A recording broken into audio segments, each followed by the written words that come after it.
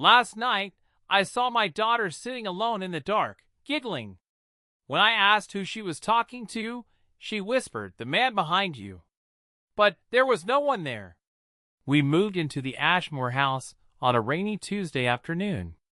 It was one of those colonial-style homes at the edge of town, tall, brooding, with ivy creeping up its stone walls like veins. The realtor called it historic. My wife called it a great deal. And I had a bad feeling the moment I stepped inside. The wooden floors groaned with every step. The air inside was cold, even in July. There was a smell, too. Not rot. Not mold.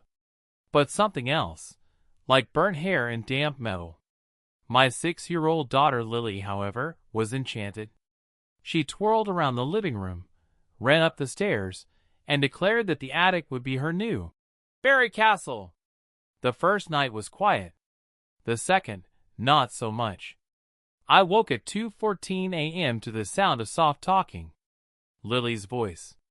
I tiptoed down the hall and peeked into her room. The lights were off, moonlight slicing through the curtains. Lily sat cross-legged on the floor, facing the wall, whispering. I couldn't hear what she was saying. "Lily?" I said gently. She turned slowly. "Should Daddy?"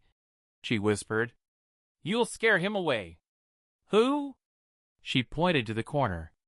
"The man in the tall hat." There was nothing there.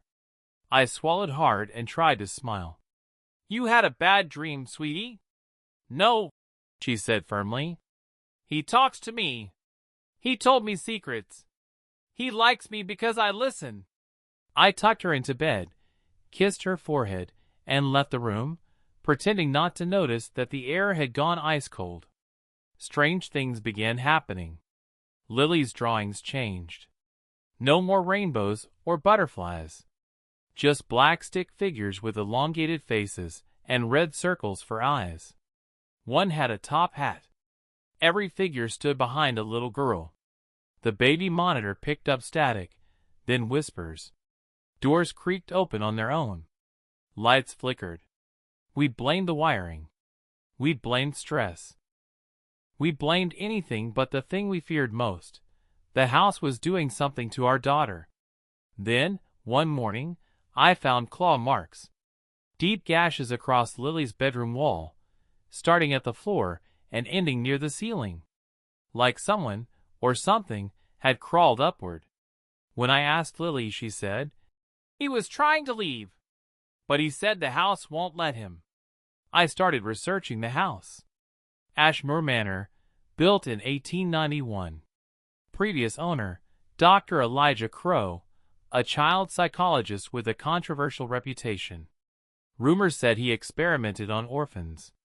Tried to cleanse them of evil thoughts. All children he worked with were either declared insane or went missing. In the local library's archives, I found a black and white photograph. It was dated 1902. It showed Dr. Crow standing behind 5 children. All the kids looked terrified, except one. A girl with Lily's same face. I stared at the photo, unable to breathe. She looked identical. Identical. Lily stopped eating. Stopped playing. She sat for hours, eyes wide, whispering to someone we couldn't see. She refused to sleep at night unless the attic door was open. One night, I caught her talking into the mirror. "He says you don't believe," she said to me without turning her head. "He doesn't like that." "Who?" I asked. She looked up, smiled with lips that weren't hers. "The doctor." Her eyes weren't Lily's anymore. Desperate, I broke into the attic. Dust choked the air. Cobwebs blanketed forgotten trunks. In the far corner, I found a wooden chest. Inside, an old leather-bound diary. Dr. Elijah Crow's personal notes. Subject number 13 exhibits signs of full submission. Speaks in tongues. Draws symbols not of this world. I believe the transference is complete. They called it possession. Fools! I call it evolution. Children are vessels. Perfect, pure vessels. Once I perfect the ritual, I will move into the vessel myself. Immortality. Through the child. I dropped the book, heart racing. He wasn't haunting the house. He was waiting. That night, the temperature dropped below freezing. The lights died at 3:07 a.m. I ran to Lily's room, flashlight trembling in my hands. She wasn't in her bed. A noise echoed from the attic, scraping, humming, chanting. I burst through the attic door. There she was, Lily, standing in a chalk-drawn circle of symbols, her hands raised. Her eyes rolled back. And behind her, a tall shadow with a top hat, flickering like smoke. I shouted her name. The figure turned. It didn't have a face, just 1,000 teeth in a black void. Lily spoke in a voice that wasn't hers. He's inside now, Daddy. I lunged forward and grabbed her, but the figure reached out too. The attic exploded with wind. The circle lit up in red. The diary said the ritual needed submission, but it also said it required witnessing. Someone to see the transference. I understood what I had to do. I screamed at Lily. Fight him! He's not stronger than you.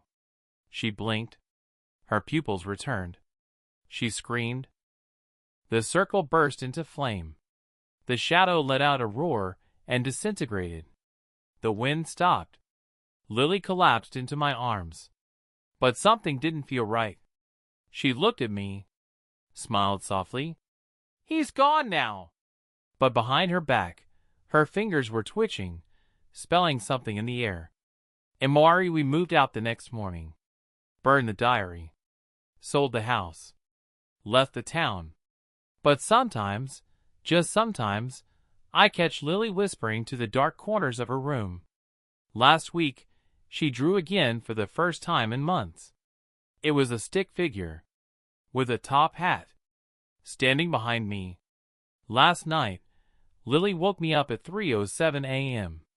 She was standing by my bed, her eyes wide. Daddy, she whispered. He says the ritual isn't over. I stared at her. What ritual? She leaned closer and whispered. He wants you next. Then the bedroom door slammed shut on its own. And from behind me, I heard breathing.